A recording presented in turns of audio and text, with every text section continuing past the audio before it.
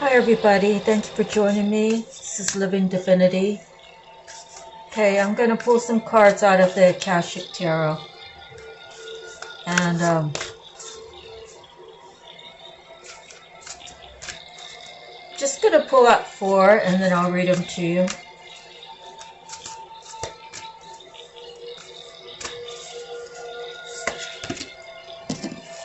Seven of Keys.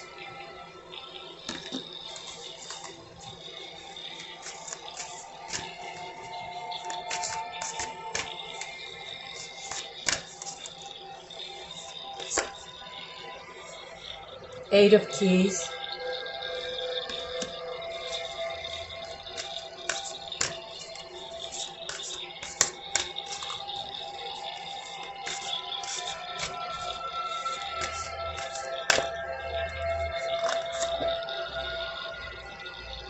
Three of Roses.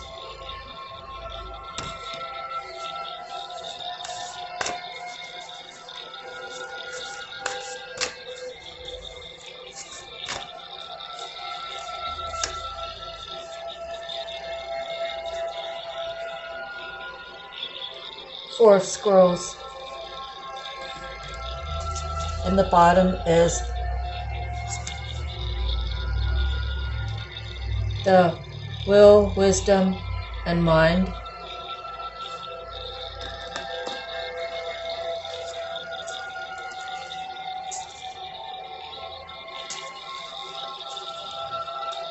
Okay, let me put these up.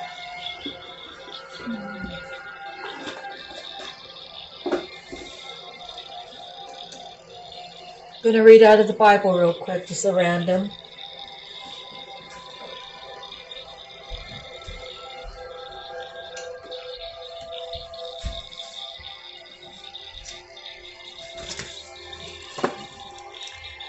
We're on Jeremiah 9. Oh, that my head were a spring of water and my eyes a fountain of tears. I would weep day and night for the slain of my people. Oh, that I had in the desert a lodging place for travelers, so that I might leave my people and go away from them. For they are all adulterers, a crowd of unfaithful people. They make ready their tongue like a bow to shoot lies. It is not my truth that they triumph in the land. They go from one sin to another. They do not acknowledge me, declares the Lord. Beware of your friends. Do not trust your brothers, for every brother is a deceiver, and every friend is a slanderer. Friend deceives friend, and no one speaks the truth. They have taught their tongues to lie. They weary themselves with sinning. You live in the midst of deception. In their deceit, they refuse to acknowledge me, declares the Lord. Therefore, this is what the Lord Almighty says. See, I will refine and test them. For what else can I do because of the sin of my people? Their tongue is a deadly arrow. It speaks with deceit. With his mouth, each speaks cordially to his neighbor, but in his heart he sets a trap for him. Should I not punish them for this, declares the Lord? Should I not avenge myself on such a nation as this? I will weep and wail for the mountains and take up a lament concerning the desert pastures. They are desolate and untraveled, and the lowing of cattle is not heard. The birds of the air have fled, and the animals are gone. I will make Jerusalem a heap of ruins, a haunt of jackals, and I will lay waste the towns of Judah, so no one can live there. So that was Jeremiah 9:1 through Jeremiah 9:11.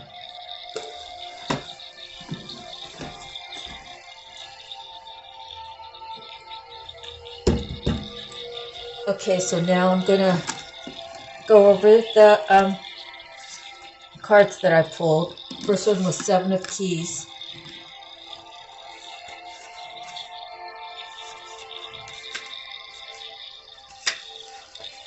The Ascent. A man stands atop a mountain with a rope draped over his shoulder. Metal stakes known as pythons remain in the steep cliff face that he has climbed, evidence of the difficult path of his ascent. The rope and pythons may have been the physical keys necessary for his achievement, but so were his hard work and resolve. This card shows that with great effort and determination, you can apply yourself to your goals for assured success. Though there may be some risk involved, you can reach the top. There could be a promotion or an advance to a much higher position coming. Understand, however, that it isn't just luck or external influences, but your own hard work and application that bring the achievement you seek. So keep your efforts strong. Instead of being passed by, you will climb to the heights. There is a goal high above you, and you have to climb a steep hill to get there. Close your eyes and feel filled with energy and enthusiasm for this goal. See how you can apply yourself to this endeavor. What steps can you take to reach the top?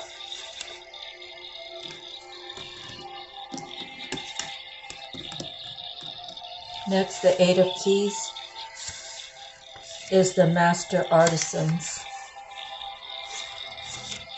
Inside a bright and bustling artisan workshop, apprentices are busy at their workbenches, which are arrayed with the beautiful fruits of their labors. The master artisan pours a number of beautiful shining gems into the open hands of one of his apprentices.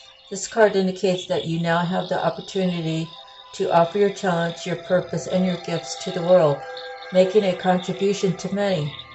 Do not be shy and do not hold back what you have to share.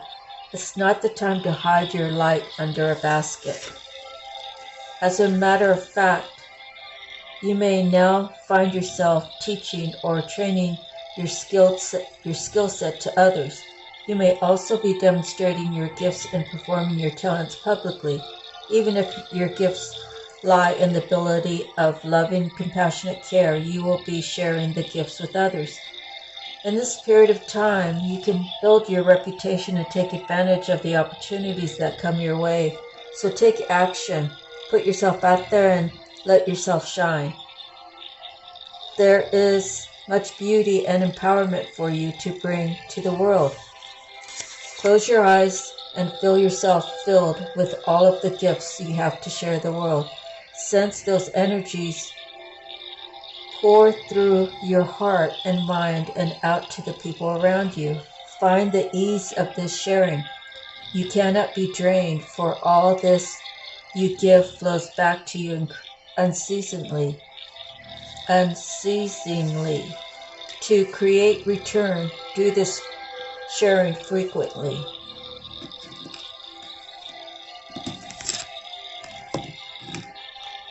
Three of Roses.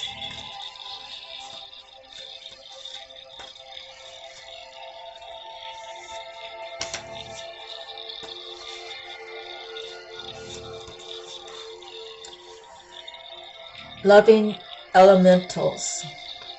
Playful fairies and water sprites frolic in the air around a little child. They fill the air with expanding joy and happiness. Although many people don't believe in the elementals, nature spirits of all kinds do exist, and they have more power than can be imagined. They live in the elements of earth, air, wind, and fire, and they're willing to share the guidance, well-being, and inspiration of the Akashic records that exist in the natural world.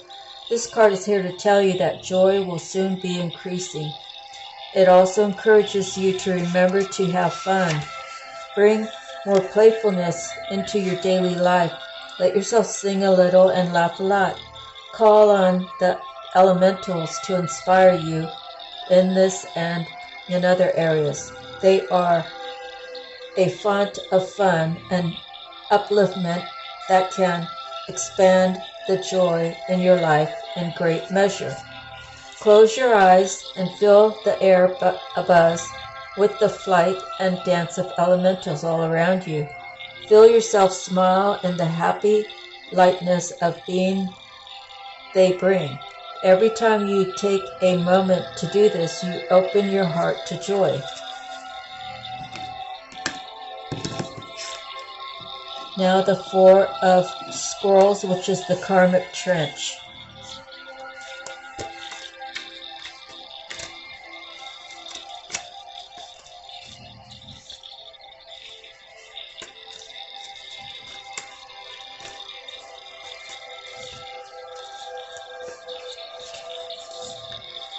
In a field meant to be planted, a man, dirty from his efforts, stands knee-deep into a long trench.